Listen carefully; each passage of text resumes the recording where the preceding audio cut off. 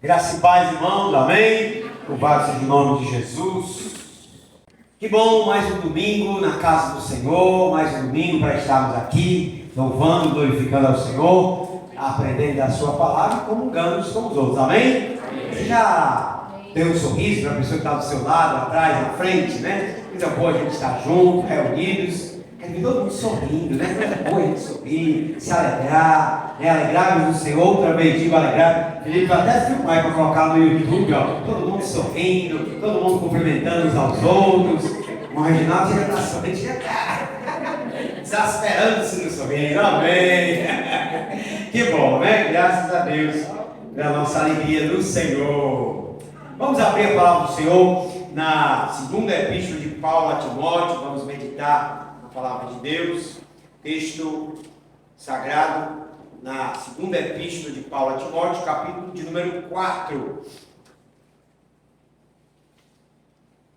Epístola de Paulo a Timóteo, aguardo todos nós encontrarmos.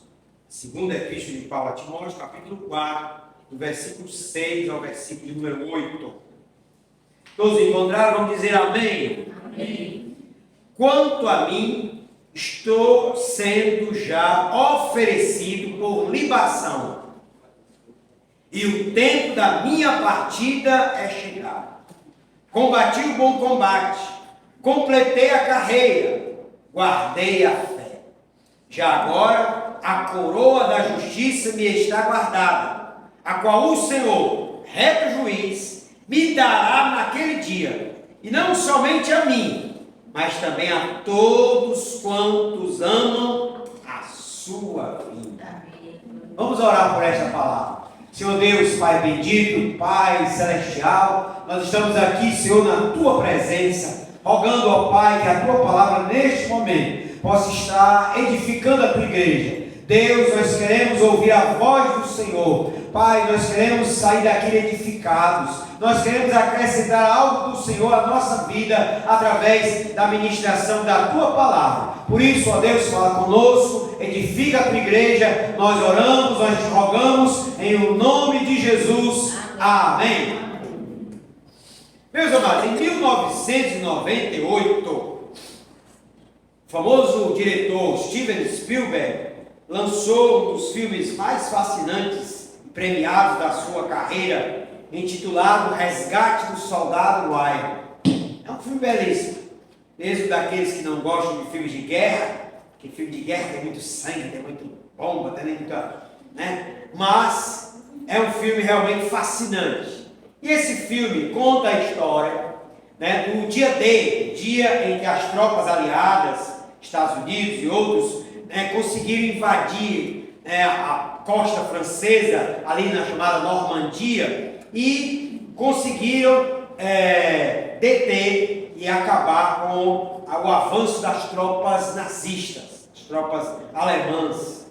É chamado Dia D. E aí, a partir dessa história verdadeira, né, dia 6 de junho de 1944, Dia D, né, e tal, Steven Spielberg cria uma ficção muito interessante chamada Resgate do Soldado Ryan. É que um soldado, né, havia já perdido, a família desse soldado já havia perdido três irmãos ou 3 filhos, né, nesta guerra, na Segunda Guerra Mundial. E aí havia uma lei nos Estados Unidos, no alto comando, que se uma família já tinha perdido 3 filhos naquela guerra e havia um quarto, era necessário tirar aquele soldado do fronte da batalha e levá-lo de volta, são e salvo, para a sua família, para que a sua família não corresse o risco de perder um 4º filho naquela guerra.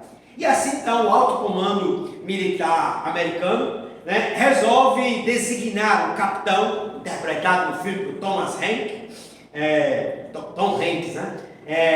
E ele é o chamado Capitão Miller. E ele mais 7 homens, 7 soldados, são designados para ir, né, ao fronte da batalha. Eles já estão lá, mas eles vão, né, avançar por toda a França para tentar encontrar o soldado James Ryan e levá-lo são e salvo para a sua casa, já que a sua mãe está lá enlutada porque já perderam 3 filhos e agora havia essa lei, ela não poderia perder o 4º filho na guerra. E assim então desenvolve-se o filme, né? O Capitão Miller mais 7 soldados estão lá naquele fronte, invadindo cidades e mais cidades, né? Somente um grupo pequeno de soldados, e ao longo daquela batalha, daquela invasão, daquela busca pelo soldado Rai, alguns vão morrendo, alguns desses 7 homens vão morrendo. Morre um, morre outro, até que eles encontram numa cidade, né, já com pouco soldados americanos,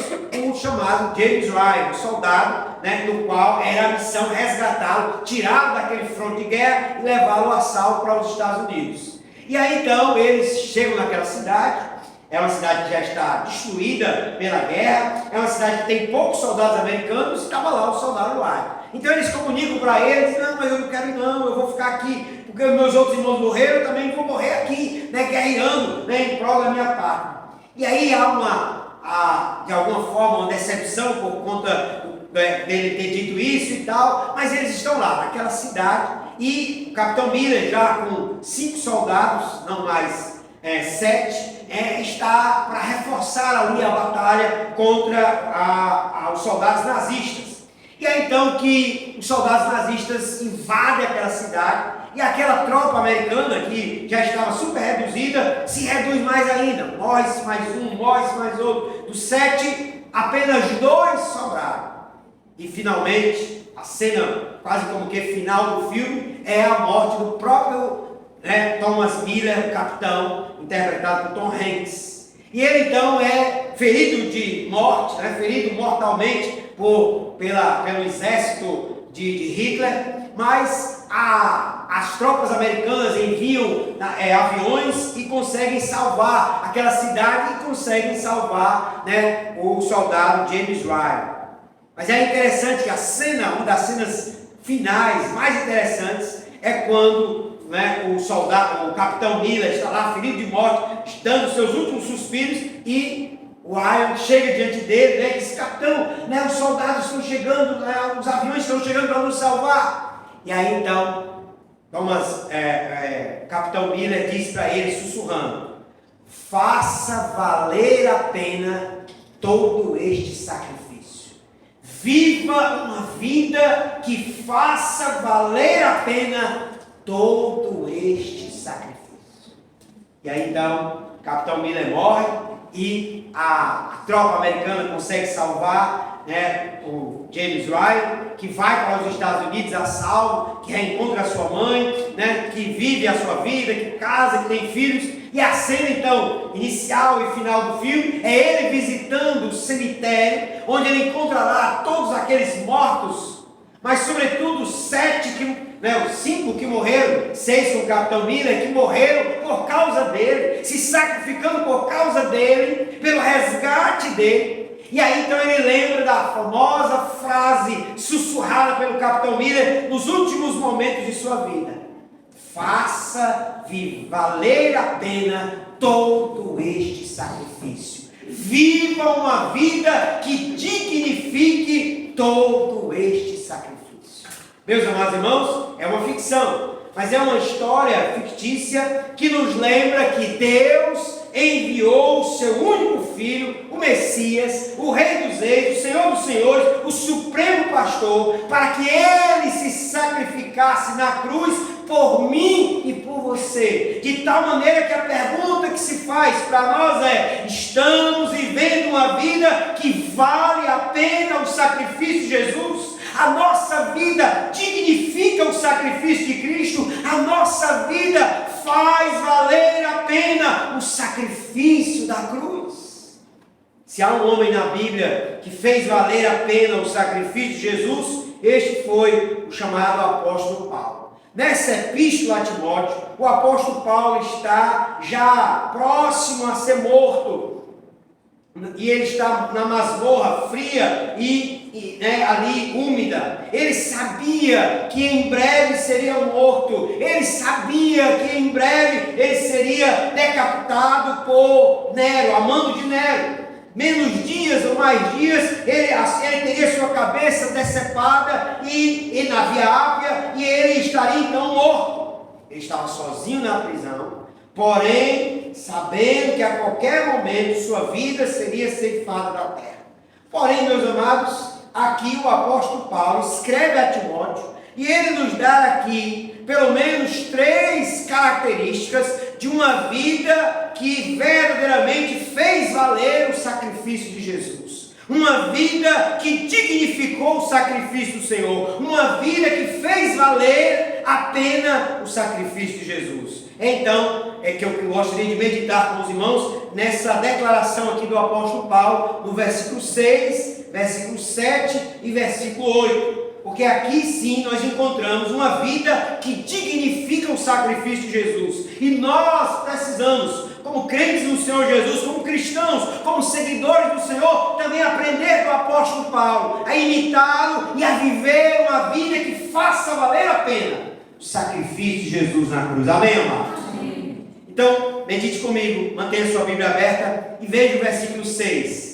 Como no versículo 6, há então aqui uma primeira característica de uma vida que faz valer a pena o sacrifício de Jesus. Notemos a declaração do apóstolo Paulo no versículo 6. Ele diz assim: quanto a mim, estou sendo já oferecido por libação.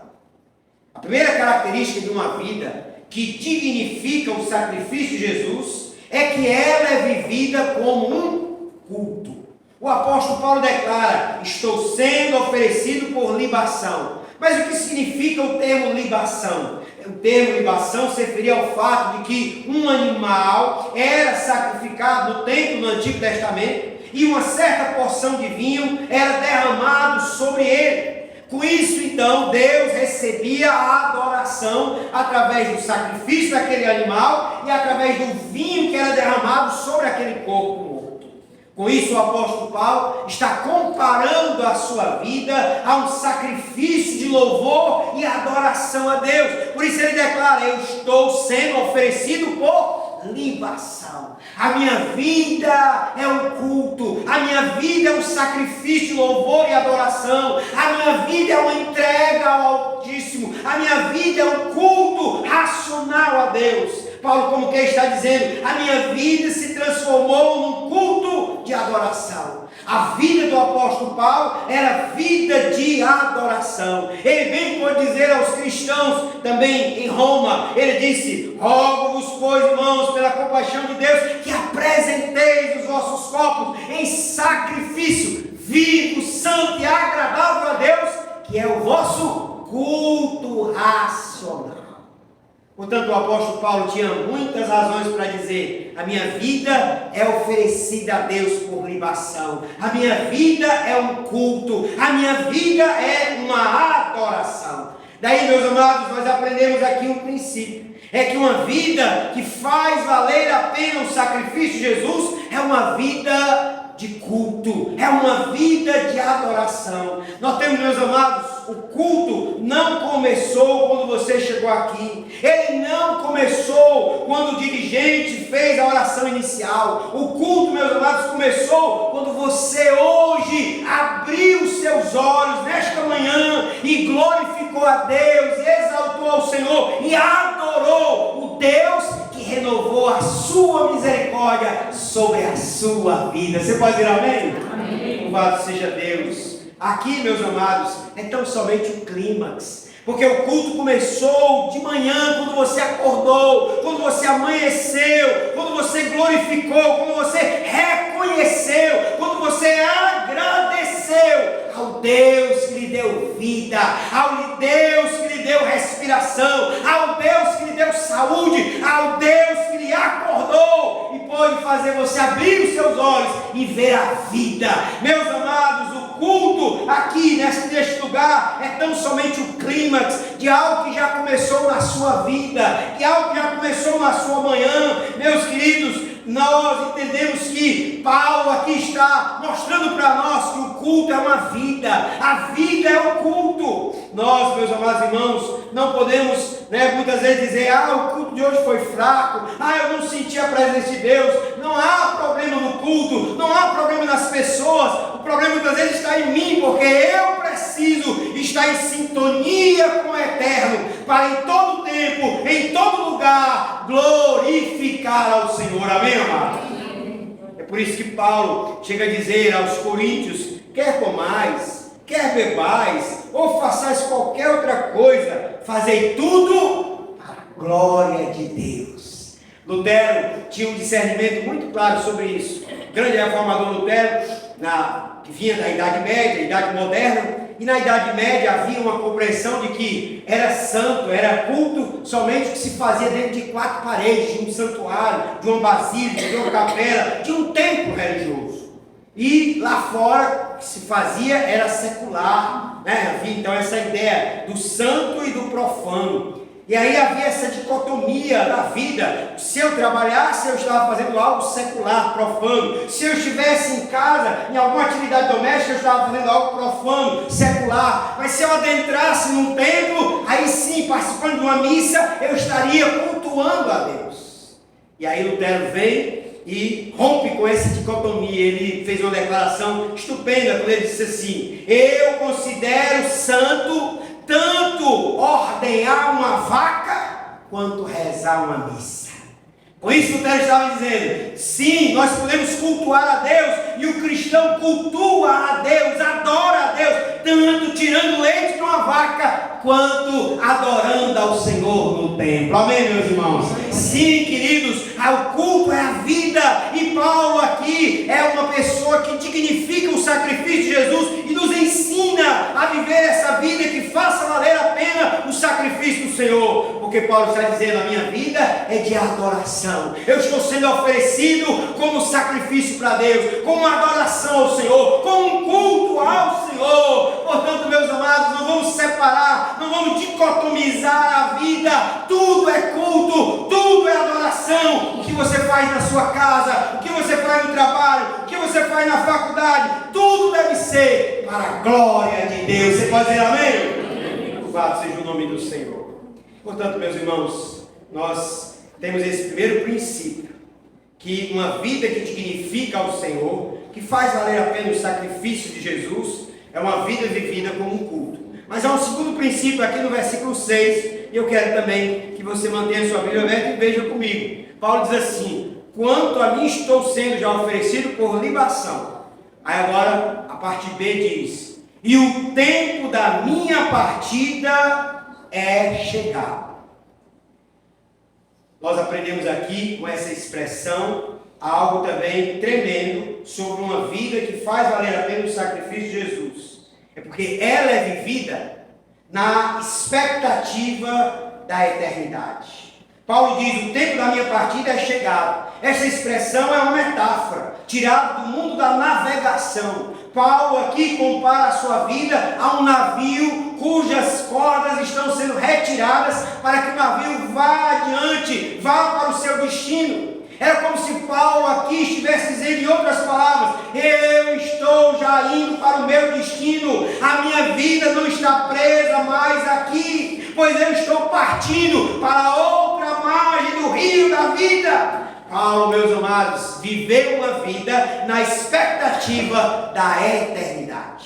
Eis então outro princípio que aqui se manifesta para nós. Se queremos viver uma vida que faça valer a pena o sacrifício da cruz. Porque, meus amados, hoje em dia, muitos cristãos não estão mais vivendo com a perspectiva da eternidade.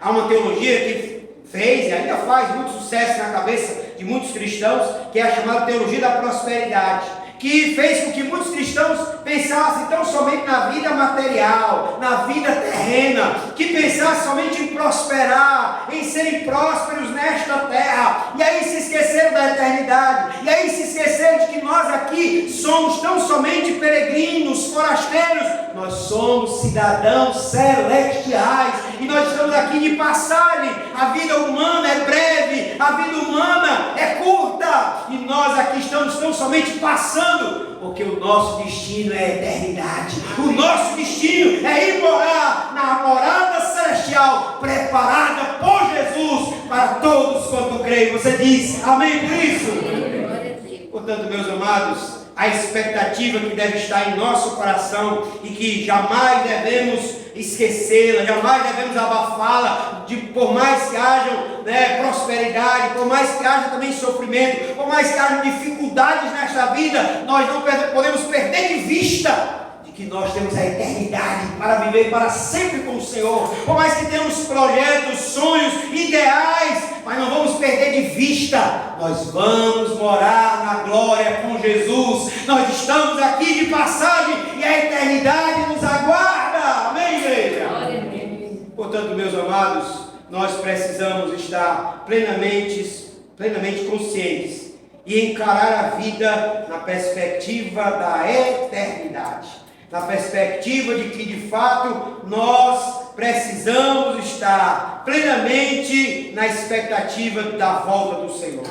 Paulo, escrevendo aos Romanos, no capítulo 8, versículo 18, há essa declaração belíssima do apóstolo Paulo, que também revela a mesma perspectiva. Paulo diz assim: porque para mim tenho por certo que os sofrimentos do tempo presente não podem ser comparados com a glória a ser revelada em nós. Hoje temos sofrimento, hoje temos dor, hoje temos decepção, hoje temos angústia, hoje temos dificuldade, sim, mas isso não pode ser comparado com a glória que há de ser manifestada em nós, em Cristo Jesus, na glória, na eternidade. Portanto, meu irmão, regozije-se no Senhor, porque um dia você vai morar na glória com Jesus, amém? Louvado seja o nome do Senhor. Uma certa vez, o grande evangelista Mário Murilo, no século passado, estava pregando numa cruzada, campo aberto, e quando terminou aquela cruzada, uma pessoa o procurou, se apresentou para ele como pastor do diabo, satanista. E aí, Mário Murilo: pois não, o que é que o senhor deseja? E ele disse: olha, porque eu gostaria de conversar com o senhor. Eu gostaria de fazer uma entrevista com o senhor lá no meu gabinete, na igreja de Satanás. E aí Mário Murilo: onde é que fica? Aí pegou então o endereço e marcaram a data, e Mário Murilo, grande evangelista americano, foi para aquele templo satanista, né? E entrou naquele templo, tudo escuro, muitas imagens de Satanás e tal, e adentrou e foi ao gabinete daquele pastor satanista, pastor do diabo. E ao chegar naquele local, naquele gabinete, né, o pastor mandou sentar, ele sentou. E aí o pastor abriu um livro grandão lá, pegou um livro grande, né, botou assim na mesa e começou a folhear o livro. Disse: olha, Mário Murilo, você é evangelista, você prega o Deus verdadeiro, você, né, abençoa as pessoas com a palavra de Deus, né, e o seu Deus pode fazer muita coisa. Mas olha, o meu Deus, esse fulano aqui de tal, olha aqui o nome, fulano tal, aí disse o nome no completo lá. Esse aqui eu matei. Esse aqui eu matei em nome de Satanás. Em nome de Satanás eu roguei, né, uma feitiçaria, roguei, e esse aqui eu matei. Aí passou a página e disse: olha, esse aqui Satanás fez prosperar. Ele prosperou já nos nomes mais ricos da cidade. Isso porque Satanás fez isso. Eu roguei a Satanás e Satanás o fez prosperar. Aí passou mais uma página: olha, esse aqui destruiu o casamento. Foi porque eu fiz, né, através de Satanás, com que o casamento desse fulano aqui fosse totalmente destruído. Aí passou mais uma página e disse: olha, esse aqui estava carcomido pelo câncer, mas Satanás o curou. Eu roguei como pastor do diabo e Satanás o curou. Hoje ele está totalmente curado. Ele está aí andando pela cidade, mostrando que de fato Satanás o curou. E aí então, diante daquilo, aquelas páginas e mais páginas, que ele ia dizendo o que Satanás havia feito através da intercessão dele. E aí então ele perguntou ao pastor Mário Murilo: Mário Murilo, a grande questão que eu coloco para você é: que diferença faz o seu Deus para o meu Deus? Se você diz que o seu Deus cura, se o seu Deus salva, se o seu Deus dá vida, se o seu Deus mata, o meu Deus, ele também mata, ele dá vida, ele cura, ele prospera, ele faz tudo isso. Qual é a diferença, Mário Murilo? Qual é a diferença entre o meu Deus, Satanás, e o teu Deus? E aí Mário Murilo naquele momento pediu graça e misericórdia a Deus para não ser zombado diante do ímpio, e disse: sim, há uma diferença, pastor do diabo. Há uma diferença tremenda entre o Deus que eu sirvo, entre servir ao meu Deus, o Deus verdadeiro, o Deus eterno, e o Deus Satanás, o Deus que você serve. E a diferença é que um dia você vai morrer. Você vai morrer, vai fechar os seus olhos, vai dar talvez o último beijo na sua esposa e nos seus filhos. E quando você morrer, você vai ouvir a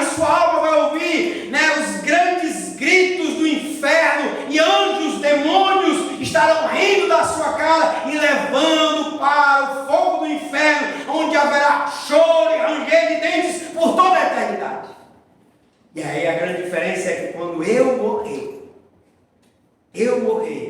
quando eu fechar os meus olhos, der o último beijo na minha esposa e nos meus filhos, despedir-me daqueles que me amam, daqueles que eu amei, eu receberei umas boas-vindas dos anjos que me levarão para a eternidade, rua de ouro, mar de cristal, e eu ouvirei do Senhor: vinde bendito de meu Pai, entrai para o reino que vos está preparado antes da fundação do mundo. Aleluia! Louvado seja o nome de Jesus. Esta é a diferença, amados. Nós servimos a um Deus onde viveremos para sempre com Ele. A eternidade será para louvarmos, glorificarmos e servirmos a esse Deus eterno, a esse Deus do amor, a esse Deus da graça, a esse Deus da misericórdia. Amém, queridos? Portanto, Paulo está dizendo aqui para nós: vivamos uma vida cuja expectativa é a eternidade. Portanto, Paulo dizia: o tempo da minha partida é chegar. Mas há uma terceira e última questão que esse texto lança para nós, como princípio, para viver uma vida que faça valer a pena o sacrifício de Jesus. Está no versículo de número 7. Combati o bom combate, completei a carreira, guardei a fé. Por último, meus amados, uma vida que dignifica o sacrifício de Jesus é vivida com realismo e luta. O apóstolo Paulo diz: combati o bom combate, completei a carreira, guardei a fé. Paulo aqui compara a vida cristã e ele lança para nós pelo menos 3 metáforas. A primeira é de uma batalha. Paulo diz: combati o bom combate. A expressão aqui no original grego é agonisdonai, que dá origem, que dá a ideia, que dá origem no português a palavra agonizar, mas que dá também essa ideia no grego. Paulo está dizendo aqui: o combate cristão é um combate que leva você até mesmo a agonizar. É algo que deve haver um esforço, que deve haver uma dedicação, que deve haver uma luta constante da sua vida.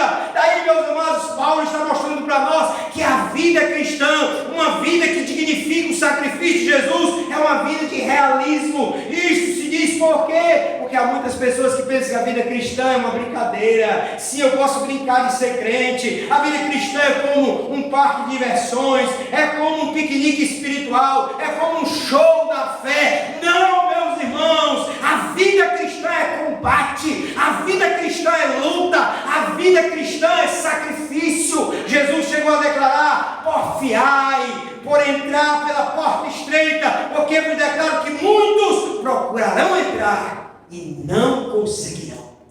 Isso significa, meus amados, a palavra porfia é a ideia, porfiai é a ideia de se esforçar, de se dedicar. A ideia no original é até o esforço muscular. Eu devo lutar. Sim, meus irmãos, há um inimigo nas nossas vidas. Há a carne, há o mundo tentando nos derrubar, tentando nos levar para fora da vontade de Deus. Daí eu preciso me dedicar, me esforçar e combater a vida sendo um crente, sendo um cristão que busca agradar não a si mesmo, mas ao Senhor que nos redimiu. Amém, amados? Amém. Portanto, a palavra de Deus nos diz: sede santos, porque eu sou santo. Eu preciso não agradar a mim mesmo. A Bíblia Sagrada diz que a carne milita contra o Espírito, que o Espírito milita contra a carne. Portanto, é uma luta, e eu preciso estar vigilante, eu preciso estar a cada dia envolvido nessa batalha. Meus amados, parece que isso, houve um esquecimento no tempo atual dessa faceta da vida cristã.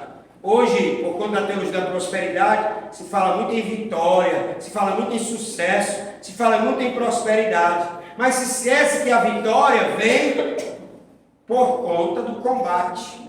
Até um cântico pentecostal antigo que dizia assim: batalhar não é batalha se não forem as provas. Você precisa estar sendo provado, você precisa estar lutando, você precisa estar batalhando, sim, porque a vitória vem, mas nós precisamos estar vigilantes, combatendo, nos esforçando, nos comprometendo ao sacrifício da nossa vida por causa do Senhor. Amém, igreja? Mas o texto diz mais. Paulo mostra o realismo da vida cristã com outra metáfora. Ele diz: combati o bom combate, completei a carreira. A palavra aqui, carreira, é a ideia de uma maratona. Paulo, tinha muito conhecimento das Olimpíadas que já existiam na Grécia. E aí ele compara a vida cristã com uma maratona olímpica. Todo mundo sabe, os atletas se esforçam, vão com roupas mínimas. Naquela época se corria nu, mas eram roupas mínimas hoje atualmente, para que você consiga completar aquela maratona. E há uma frustração aqui no Brasil, que é a maratona de São Silvestre. Todo ano quem ganha são os quenianos, No tempo brasileiro, às vezes eu assistia, nunca mais assisti não, mas todas vezes quando eu assistia a gente ficava torcendo, já chegando quase meia-noite, quando era nesse período, nesse horário, e a gente ficava naquela torcida: o brasileiro agora vai ganhar, eu estava lá no ponto final, era o queniano. Mas Paulo, como tinha conhecimento das Olimpíadas da Grécia, Paulo então compara a vida cristã a uma maratona. Há uma maratona onde eu e você, se somos cristãos, precisamos nos desfazer de todo o peso, precisamos nos disciplinar, precisamos nos esforçar. Paulo chega a declarar que ele não dava murro no ar, mas que ele negava a si mesmo, que ele esmurrava o próprio corpo com o fim de agradar ao Senhor, com o fim de se sacrificar para atingir o alvo.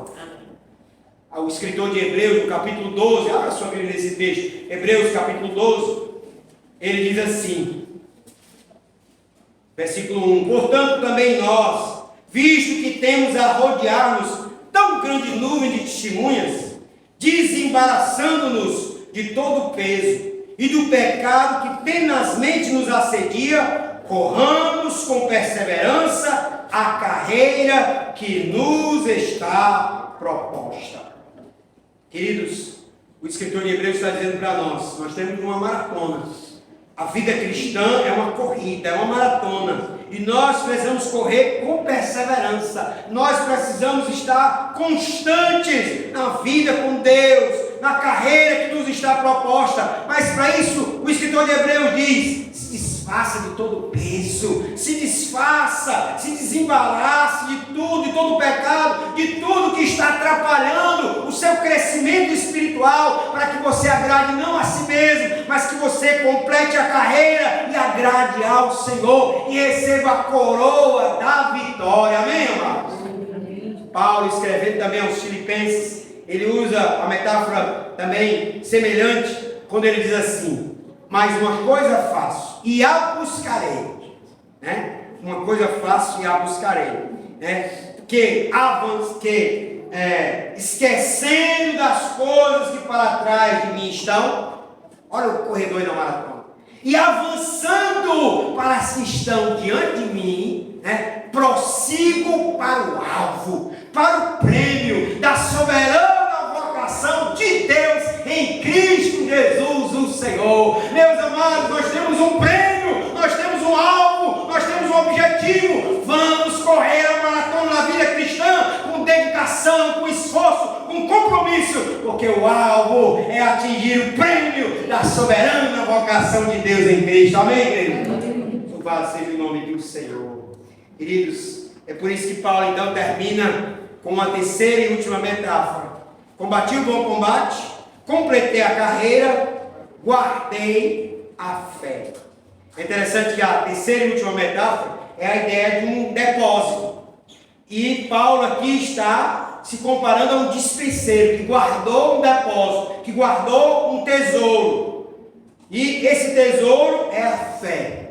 Mas não é a fé subjetiva, não é a confiança pessoal. Paulo aqui, no contexto da Epístola a Timóteo, está falando da fé como doutrina. como evangelho puro, como evangelho original. Por que se diz isso? Porque na época de Paulo, escrevendo a Timóteo, haviam falsos profetas, haviam falsos ensinos, haviam heresias, né, se multiplicando na igreja cristã. E Paulo está dizendo: eu, Timóteo, eu guardei a fé, eu guardei o evangelho original, sem acréscimo, sem alteração, sem interpolação nenhuma.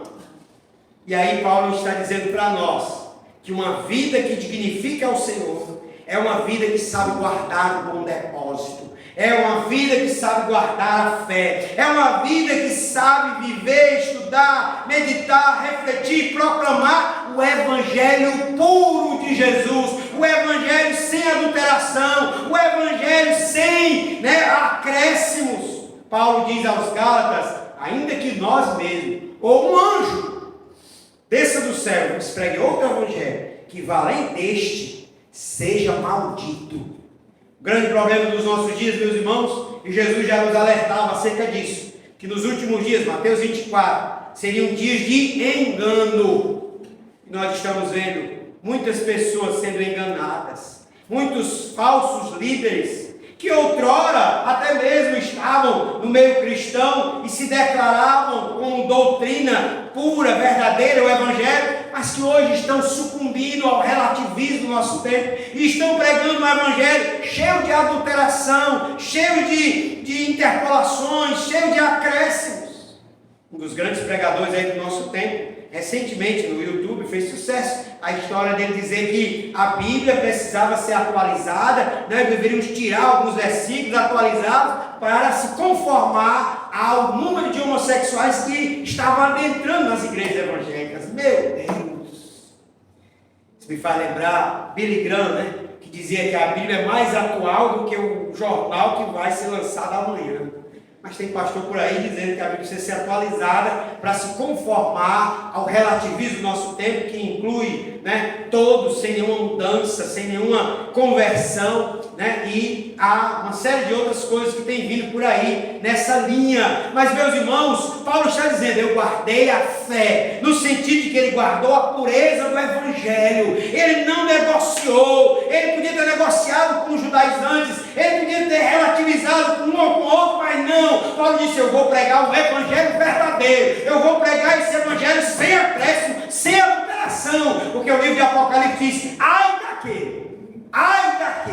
Todos nós conhecemos esse texto, é lá no capítulo 22 do Apocalipse, quando diz assim: ai daquele, Apocalipse capítulo 22, eu a todo aquele que ouve as palavras da profecia deste livro testifico, versículo 18, se alguém lhe fizer qualquer acréscimo, Deus lhe acrescentará os flagelos escritos neste livro. Se alguém tirar qualquer coisa das palavras do livro desta profecia, Deus tirará a sua parte da árvore da vida, da cidade santa e das coisas que se acham escritas neste livro.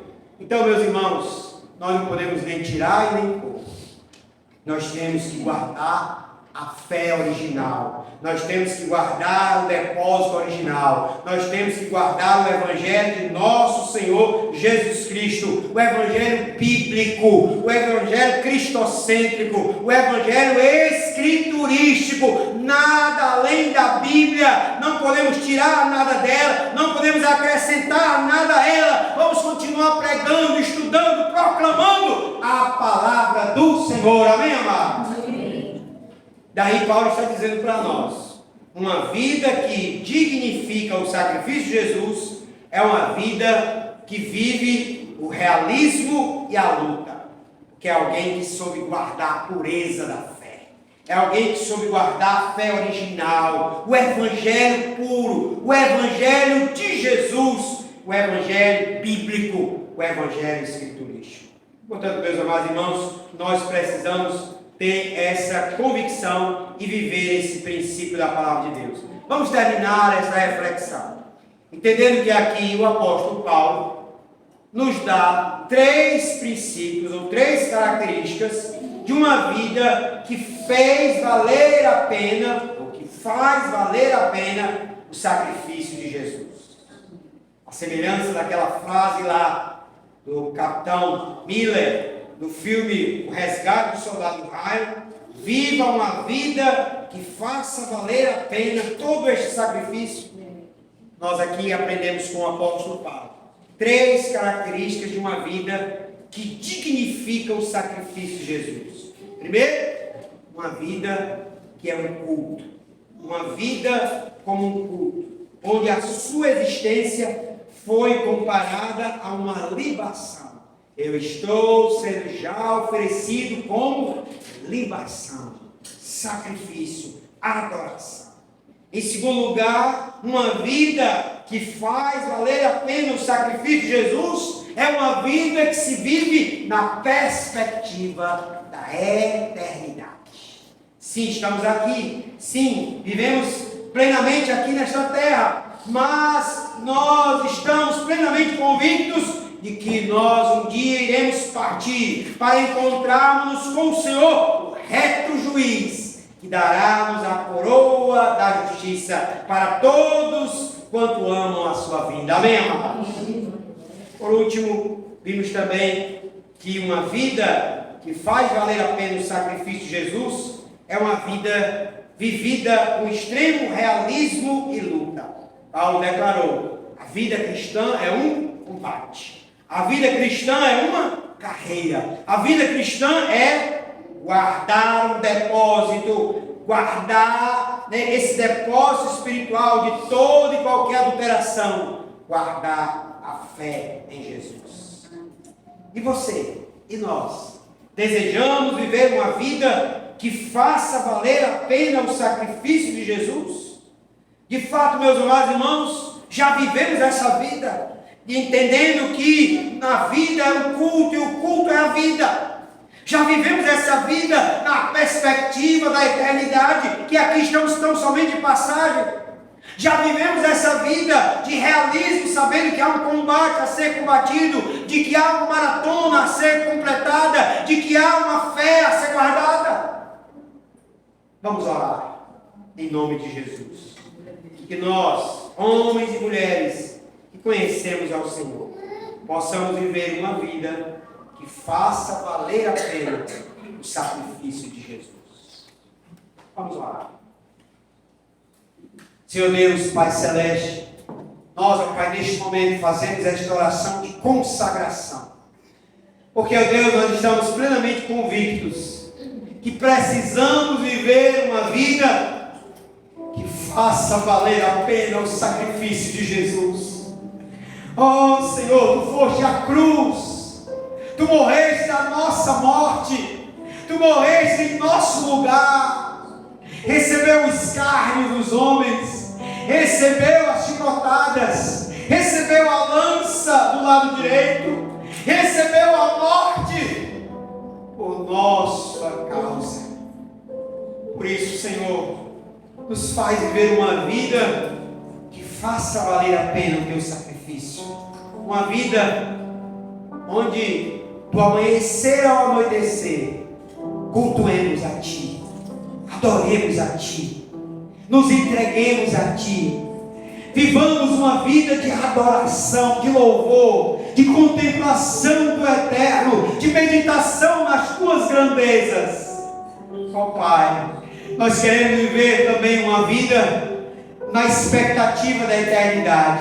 Sabemos que hoje estamos aqui, amanhã poderemos não estar mais. Paulo tinha plena convicção disso quando declarou: eu sei que a minha partida está chegando. Senhor, que nós, ó Pai, possamos viver uma vida na plenitude da certeza de que Jesus foi preparar uma morada celestial para nós. De que um dia deixaremos esta vida e receberemos de Jesus: vinde bendito de meu Pai, aleluia, entrai para o reino que vos está preparado antes da fundação do mundo. Só isso será céu para nós. Pai, que nós possamos viver uma vida cristã de realismo e luta. O combate, a maratona e o depósito da fé seja guardado por cada um de nós. Em nome e por amor de Cristo oramos. Amém. Deus abençoe.